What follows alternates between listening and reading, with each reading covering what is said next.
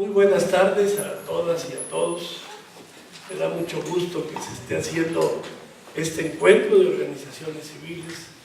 Me da mucho gusto saludar caras conocidas y créanme que me da mucho gusto saludar a caras no conocidas. Qué bueno que esta expresión de crecimiento.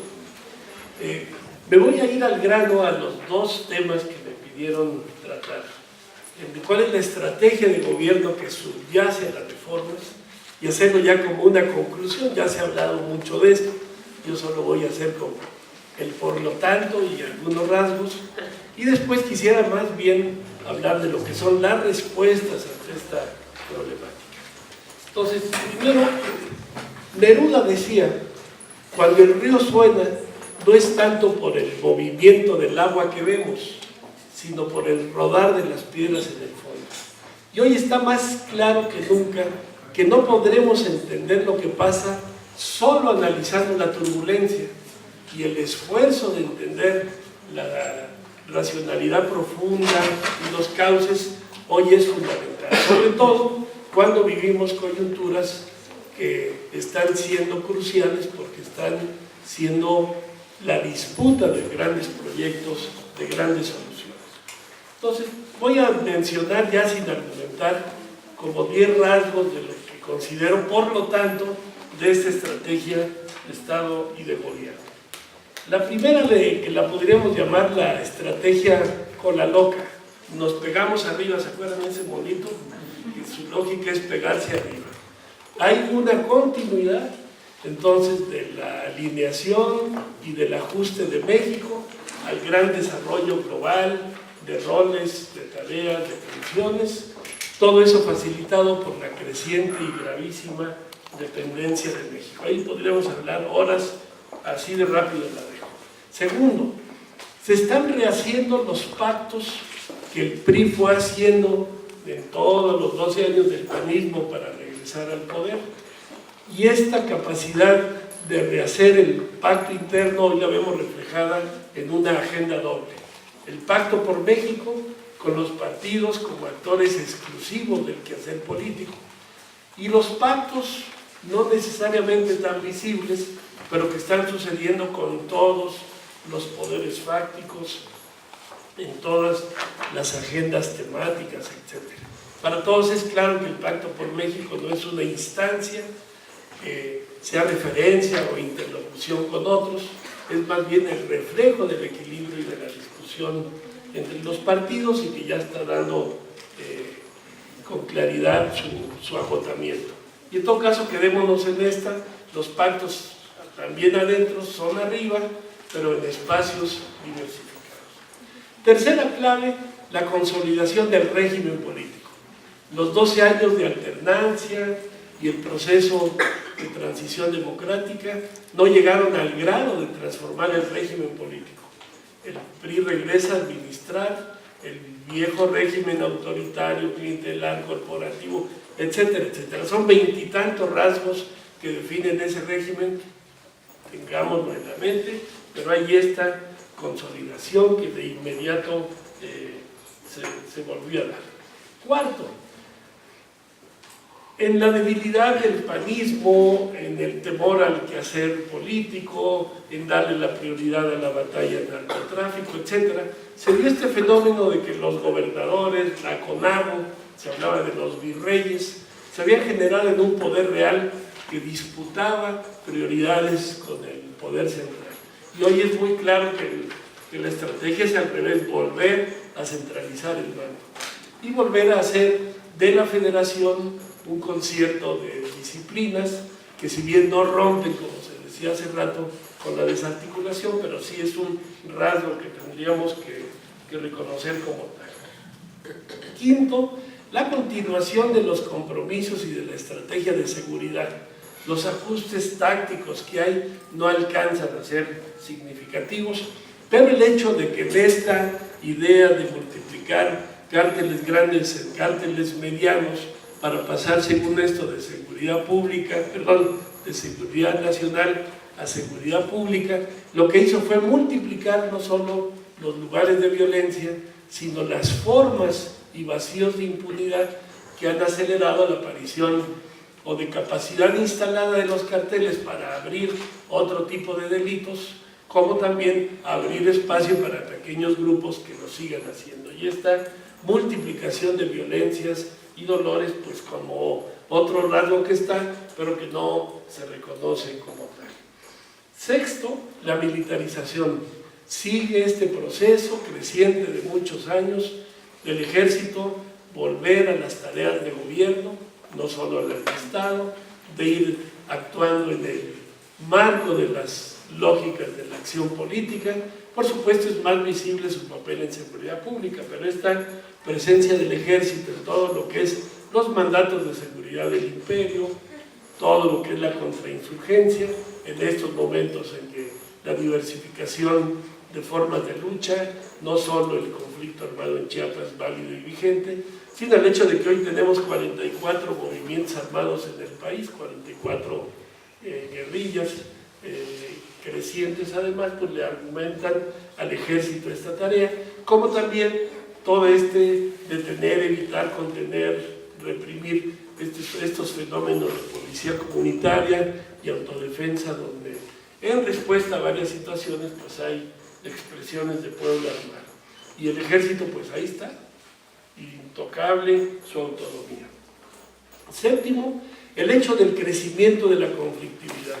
Hoy no hay prácticamente ninguna agenda, ninguna región que no esté viviendo las conflictividades. Sin embargo, a diferencia del crecimiento que hubo con el PAN, el PRI hace operación política. Y en gobernación hay ahorita un equipo de operadores políticos que tienen mesas y que tienen interlocuciones prácticamente con todas las luchas. Y no hay ese temor al uso del poder, no hay ese temor a liberar al preso que convenga para frenar tal movilización, no hay ese temor a adecuar toda la política al Estado de Derecho, sino a lo que vaya conviniendo a sus claves. 8, que tiene que ver con el régimen, toda esta estrategia de fragmentar a la sociedad, fragmentar las oposiciones en una dispersión temática, que se pongan de pie las distintas temáticas, pero que nadie le crezca como un interlocutor de conjunto. 9, la simulación, el bello discurso de derechos humanos, el bello discurso de la participación civil y la apertura de espacios de prácticamente todas las instituciones, porque sabemos no responde realmente. Y 10, una reactivación de la diplomacia, y particularmente en América Latina, pretendiendo retomar el papel que hoy ocupa Brasil. Así de rápido, son rasgos que pudiéramos quedarme ahí, pero sí creo que es más importante que pasemos al otro. Si es tan fuerte todas estas claves, si el régimen sigue dominando, si el modelo sustantivamente sigue profundizándose, anclado en su dependencia, etc., ¿por qué le falló el cálculo al PRI de que las reformas podían ser resueltas simultáneamente? Y a pesar de que el cálculo era de que ninguna agenda tenía puesto de pie una gran movilización social, el problema en el fondo yo creo que está en la idea que tenían de que era recuperable la hegemonía en los términos que la tenían antes. Y aunque es un tema complejo, interesante, yo solo quisiera dejar como hipótesis que entre las muchas razones, la que yo creo más relevante para nosotros, actores civiles, actores de los procesos sociales, es reconocer que el PRI no ha vuelto, no ha podido rehacer las claves de hace 12 años porque la sociedad se movió. Hoy tenemos una sociedad más sensible, que no gusta de lo vertical. Hay un celo y un cuidado y un impulso a la horizontalidad. Hay más sensibilidad a la protesta, hay más claridad de los derechos, hay más claridad de la diversidad, hay más oposición a la uniformidad, hay más claridad de los derechos mismos. Prácticamente hoy no hay ninguna agenda que no pueda ser expresada en términos de derechos humanos, los cuales, por cierto, también han vivido un proceso. Ya no es solo los casos defensivos de tortura, etcétera, etcétera. Hoy han ido convirtiéndose en materia de la sociedad, derecho a la verdad, y hay muchas dinámicas de verdad, de memoria de ir más allá de la verdad política, de la verdad jurídica, etc. Derecho a la justicia, poniendo el acento ya no en el castigo al perpetrador, sino justicia para la víctima como sujeto de la justicia. Derecho a la reparación del daño, y hoy vemos riquísimas y ya variadas experiencias de rescate de la dignidad, ya no solo de la recuperación que significa reparaciones económicas, sino sobre todo de la dignidad, pero sobre todo el derecho a la no repetición, que está haciendo que los derechos humanos se hayan convertido en un carril transformador que está moviendo estructuras, leyes, etcétera, etcétera. Una sociedad donde la ciudadanía no ha desaparecido, se han tocado y dañado tejidos sociales, pero se han generado otros, en fin. Déjenme poner un ejemplo como para decir varios más. ¿Se acuerdan y no lo tomen a mal, me sirve a mí mismo para explicarme, ¿se acuerdan del conejo que se durmió y le ganó la tortuga? Aprendió su lección, pidió la revancha, a la segunda no se durmió y ganó. La tortuga aprendió su lección, pidió la revancha, pero ahora en su cancha. Y entonces había ríos, piedras, y el conejo no pudo hacer prevalecer su velocidad ni su fuerza.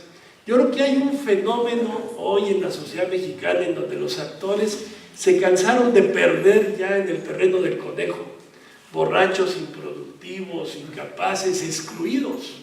Entonces la gente se ha ido saliendo de las institucionalidades, incluidas las iglesias. La religiosidad se vive hoy al margen de las eclesialidades, la política se vive al margen de los partidos, la economía se vive al margen de la economía formal. Somos una ciudadanía que estamos expresándonos de otras maneras, en otros espacios, con otros rostros, con otras lógicas, con otras racionalidades. Y hoy tendríamos también que reconocer que hay una creciente movilidad de la sociedad.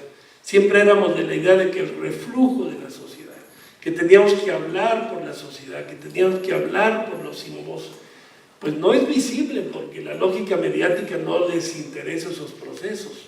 A veces ni para nosotros es visible, preocupado por las articulaciones y la reflexión del Estado. Pero si vemos abajo hay una creciente movilidad, una creciente sabiduría de la gente para combinar estrategias, métodos, programas y rehacer en otra lógica sus espacios, su identidad, su cultura, su dignidad. Y hoy tendríamos que decir, nuestro pueblo se ha hecho experto en sobrevivir, se ha hecho experto en resistir, y ahí tenemos que reconocer que hay claves de alternativa, hay condiciones para que este proceso social, hoy digamos, somos parte de esto. Y déjenme terminar esta idea con algo que decía don Samuel. Este momento de oscuridad, este momento tan complejo, para nosotros es una hora de gracia. Porque en esta oscuridad hoy tenemos más capacidad de valorar las luces. Lo nuestro no es dar razón de la oscuridad. Lo nuestro es el impulso, fortalecimiento y articulación de las luces. Y hoy, a pesar de la oscuridad, hoy tendríamos que ubicar que hay una situación de experiencias, de luminosidades que nos toca volver a tocar vitalmente. Y en este marco de una nueva etapa entonces compleja, donde a la crisis estructural se le añaden las crisis del periodo, para nosotros tendríamos que reconocer que estamos no ante un reto solo táctico, no ante un reto administrativo, operativo, del quehacer. Están en reto identidades, el ser, los proyectos, las identidades, las estrategias.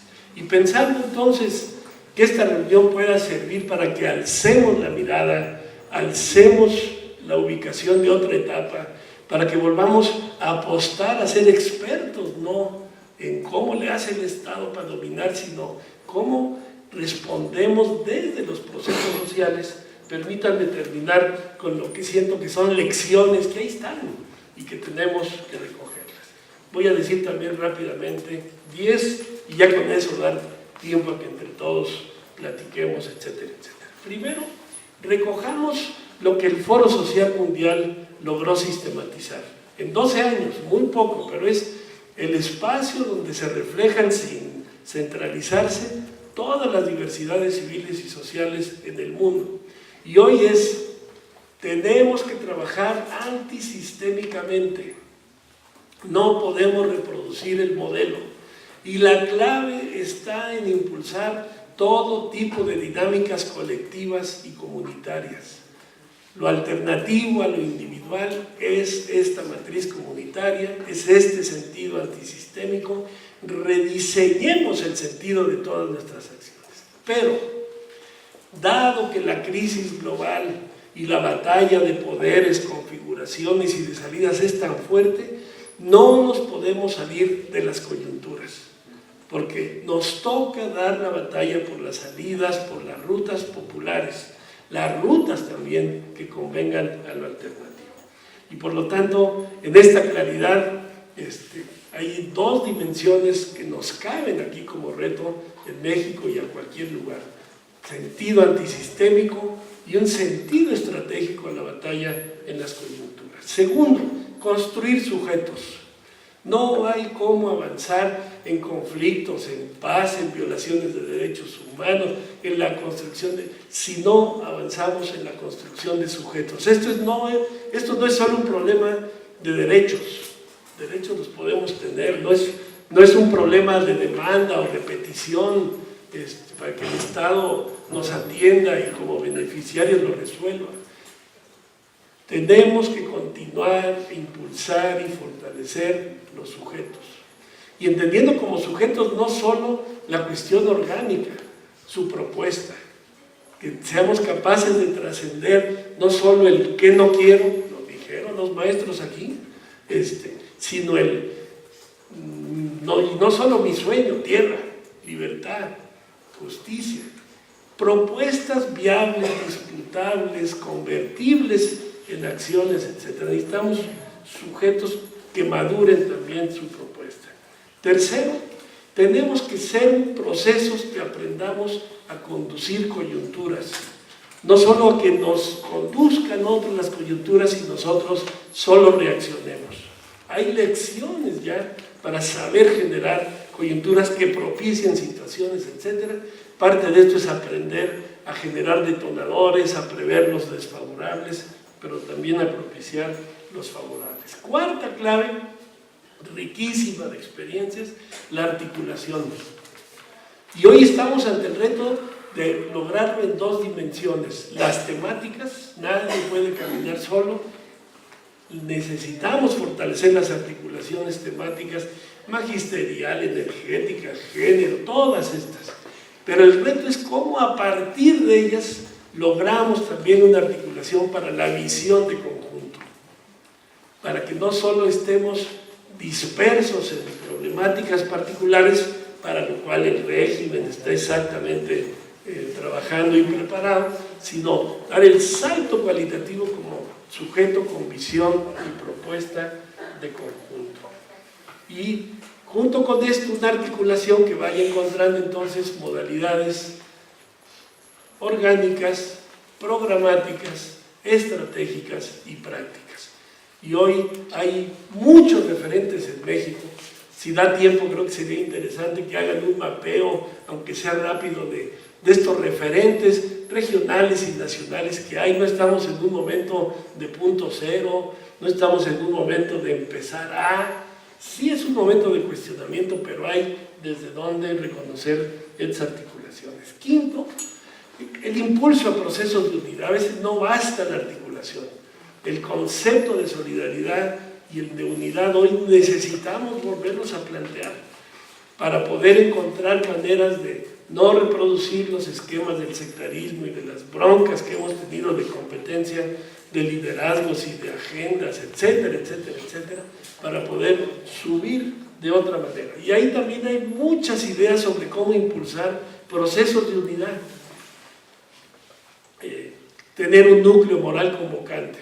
Cada quien en su región, en su estado, a nivel nacional. ¿Quién puede ser un núcleo de personas que pesen, que orienten, que un documento cada 3 meses sea clave?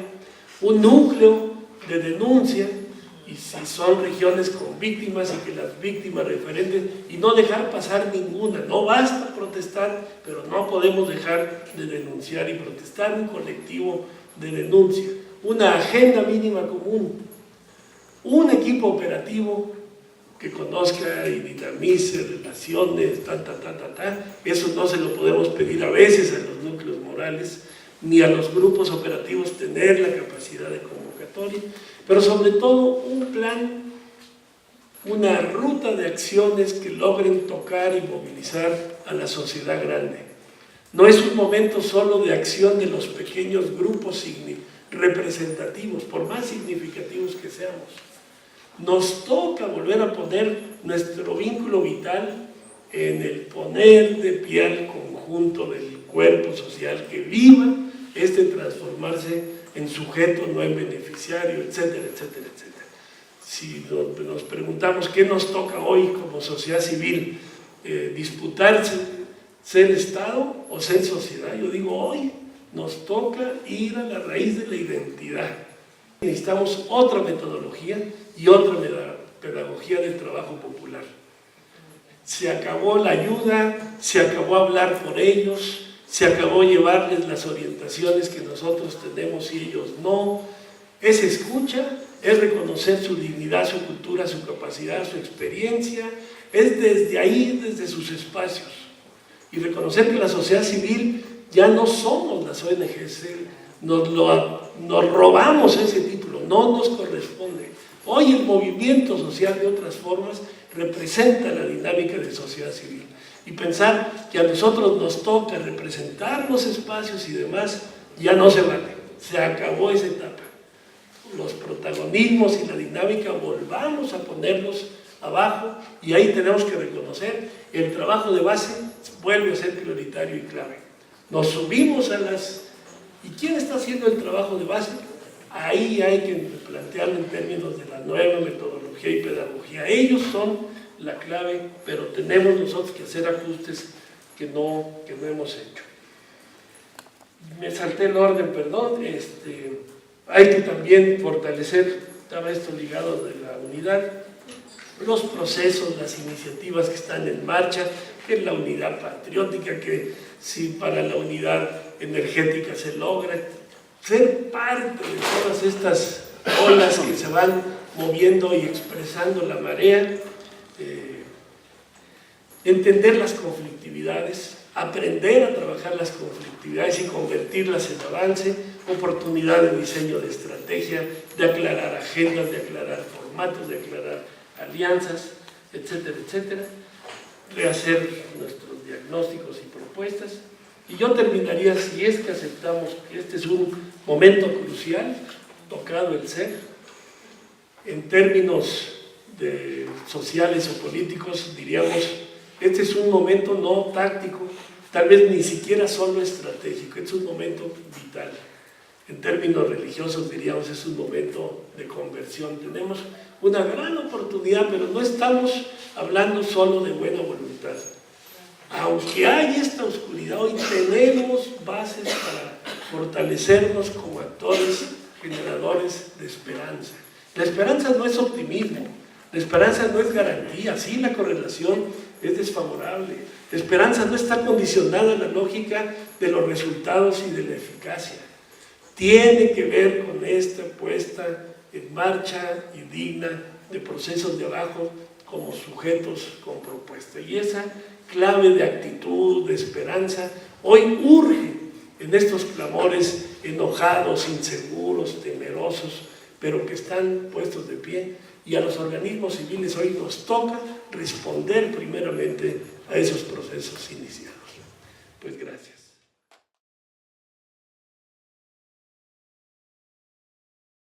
Esta sociedad que es patriarcal, capitalista, ¿no?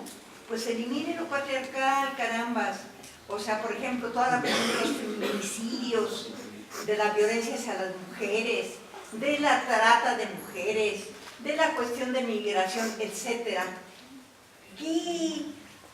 ¿Cómo podríamos nosotros tener esa capacidad, esa ciencia, para elaborar esas nuevas estrategias que encaminen hacia esa unidad y al mismo tiempo continuar avanzando en lo que históricamente hemos ido proponiendo los distintos espacios y tipos de luchas sociales.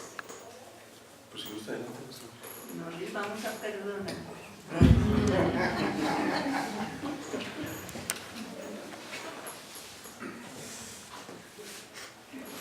Aceptemos que antes todos nosotros teníamos más piso vital en trabajo de base. Hay un fenómeno ahí. La energía de los que nos fuimos convenciendo, concientizando, etcétera, no necesariamente está pasando por el vínculo abajo. La opción por los pobres, si quieren en términos eclesiales, hoy vuelve a ser una clave. De veras, la opción no solo es discursiva, es de veras vital. Volvamos a poner ahí piso, lugar teológico, etcétera, etcétera.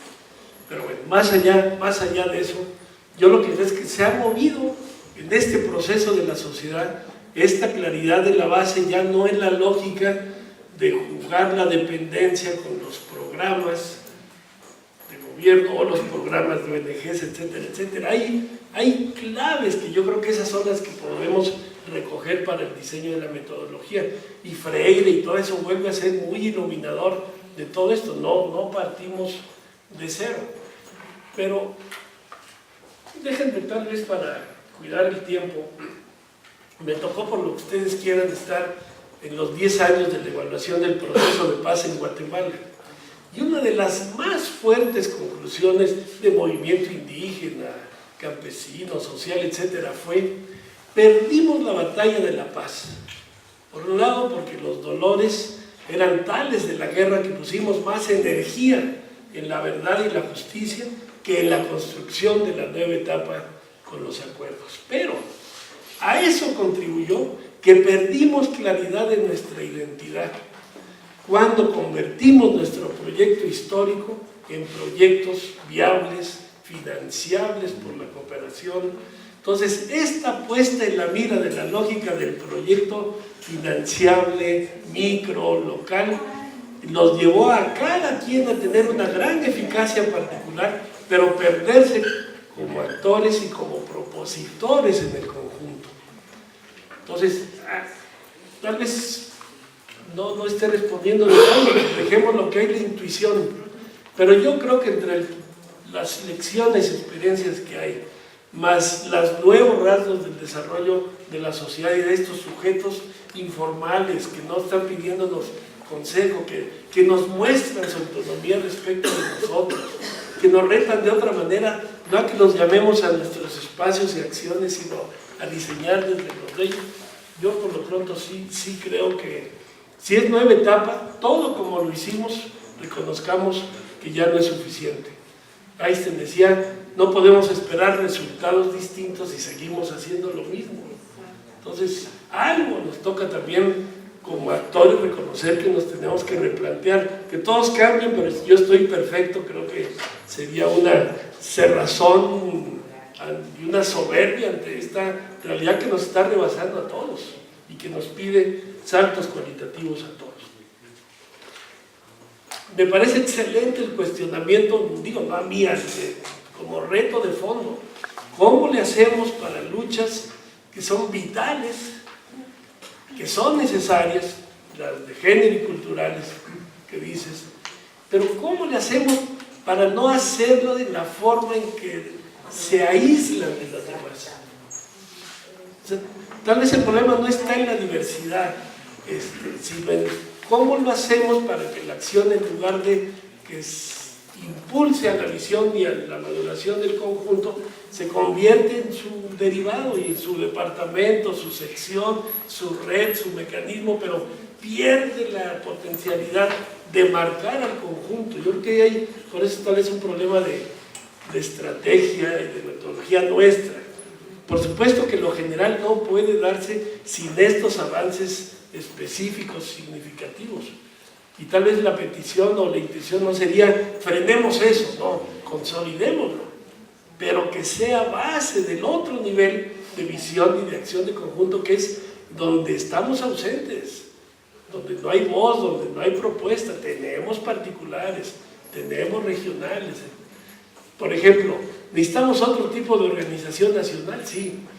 La centralizada chilanga, esa no ha sido, ya lo sabemos. Pero mientras no venga de las regiones de veras el hambre de la articulación para echar a andar, no lo vamos a lograr. Entonces necesitamos tal vez una especie de pacto de corresponsabilidades, de que nos toca a todos, y tenemos que hacerlo de otras maneras, pero yo creo que las bases para la esperanza están dadas. Creo que cada actor desde su identidad, y aquí organismos civiles tenemos tal agenda, a esa agenda replanteémosla, y no solo para profesionalizarla, profundizarla, radicalizarla, llevar la propuesta, llevar la iniciativa, conducir coyuntura, magnífico, pero ¿cómo le hacemos para que eso no se desarticule de las otras dinámicas, de las otras temáticas que son complementarias para la gran disputa en la que somos actores ausentes, o a la que queremos ser actores, pero que a veces lo logramos solo coyunturalmente? En fin, por ahí más o menos. Una pregunta doble.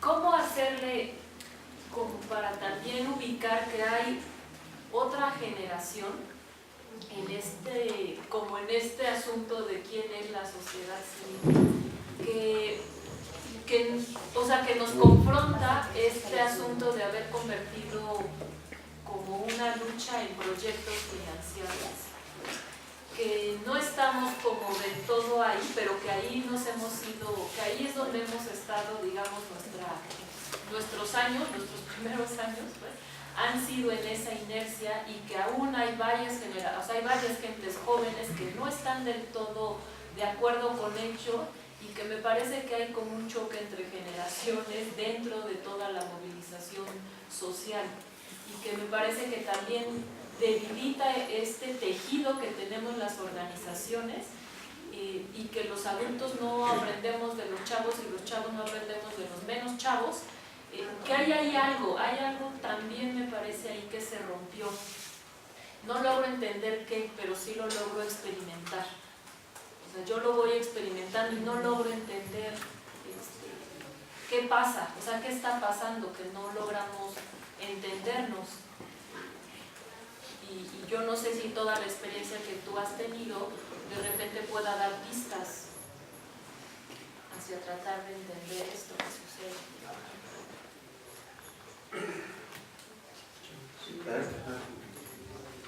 No, de acuerdísimo también. Y cuando se me ocurrió este ejemplo de lo de la tortuga, fue pensando en jóvenes precisamente. Los jóvenes se han salido de esa presión de Estado, de escuela, de familia, de que solo los indicadores válidos para nosotros eran para ellos, y se salieron, se han ido saliendo a sus formas culturales, musicales, escolares. Eso ha pasado radicalmente, y de ahí a decir no participan, no se preocupan, lo hacemos desde nuestras trincheras y no hemos dado. Pero mira, en los términos que lo planteas, yo creo que pudiéramos decir, aquí hay un tema al que no le hemos entrado, lo sabemos que existe, pero no nos hemos reunido a platicarlo, a analizarlo, qué componentes hay. Qué bueno que la vitalidad nuestra nos sigue siendo ser una generación que se sigue sintiendo parte. No es que digamos ya nos toca ya jubilémonos a los 60, ya hiciste lo que pudiste, darle la estafeta a quien sea, y tú ya, no, somos una generación que no quiere ni puede frenar. Pero ¿cómo le hacemos? Ahí hay otra transición muy fuerte. Yo al menos lo que me planteo a mis 61 es, no vamos a conectar con los jóvenes si no rehacemos en nosotros, con la madurez que tenemos, las claves de lo joven, que no es la fuerza ni la audacia, es volver a estar dispuestos a aprender. No sabemos todas. Volver a estar dispuestos a buscar, a moverte, porque sin querer uno defiende lo construido, tu estatus, tu comodidad, tu nombre, tu institución, eso los chavos te lo es conservar. Y los jóvenes es buscar, propiciar, generar. Yo creo que esas claves de juventud, personal, institucional, colectivamente, nos las podemos proponer para conectar con este fenómeno que sí es cierto, todavía no tiene toda la dimensión de proyecto, de estrategia, de movimiento orgánico, que muchos le critican para probar que no existe como fenómeno, pero en fin, es un tema rico, complejo, que yo pienso que nos haría bien hablarlo, porque hay claves, podríamos encontrar criterios dentro de esto de nuevas metodologías y pedagogías. Pongo un ejemplo, lo de género ya lo hemos ido entendiendo pero por ejemplo, si nomás decimos, hay que poner una mujer en el presidio para que, dicen, no te burles, o sea, si no te nace, no lo hagas. Igual pudiéramos decir, siempre que hay un joven en tu comité, no se trata de las formalidades que den los símbolos de que hay una comprensión. Yo lo que me temo es que hay que ir a que de veras se profundicen las comprensiones, pero igual que entró el tema de género, aunque no lo entendemos, ahí vamos, se ha ido avanzando, entender el tema de jóvenes y tal vez no hablado solo desde nosotros, hay un movimiento de chavos impresionantemente lúcidos y claros y con propuestas que igual pudiéramos un día invitarlos, escucharlos, cómo le están viendo este tema. En fin, ojalá la reunión sea precisamente eso, lanzar luces, retos, preguntas, más que cerrar, que este encuentro nos deje un abanico, que nos den ganas de volvernos a reunir y de echar a andar algo, etcétera, etcétera. Me imagino que en la tarde con Manuel tratarán de amarrar este paso, así que qué bueno. Oye, nada más una cosa así cortita, ¿no? Es decir, nosotras que tenemos 30 años trabajando con las mujeres y todo eso, estamos ahora levantando, y son propuestas nuevas, iniciativas nuevas, porque siempre hemos hecho encuentros de mujeres feministas, ¿no? Todas esas radicales y las mujeres de media edad, qué sé yo, o ya las más viejitas como yo, pero no habíamos pensado en las jóvenes y estamos ahora organizando eventos de mujeres jóvenes. Para esta cuestión que dice Miguel, de recoger esa cultura, porque ya el movimiento 132 que surgió nos pidió, bueno, díganos cómo hacemos la propuesta de la cuestión de género, ¿no? Y bueno, pues nosotros encantados de hacer eso con el movimiento 132, pero estamos ahora organizando eventos de mujeres jóvenes para ir más allá de lo que ellas nos puedan informar y ver cuáles estrategias están o realizando o pueden ser diseñadas, pero también para este intercambio de las mujeres que hemos vivido todo un proceso, ¿no? Y que se establezca este diálogo, porque tampoco se va a echar por la borda toda una experiencia que puede servirles de alguna manera a las jóvenes, ¿no? En lo que nosotros nos ponemos en esa actitud de apertura, de aprendizaje, etcétera, etcétera, ¿no? Realizar estos intercambios que nos pueden servir para encontrar estas estrategias, ¿no? De cómo trabajar la cuestión mucho más articulada y mucho más incidente en los procesos como estas tres reformas de las que hemos venido hablando esta mañana, ¿no? Ya. Bien, pues agradecemos al maestro Miguel Álvarez.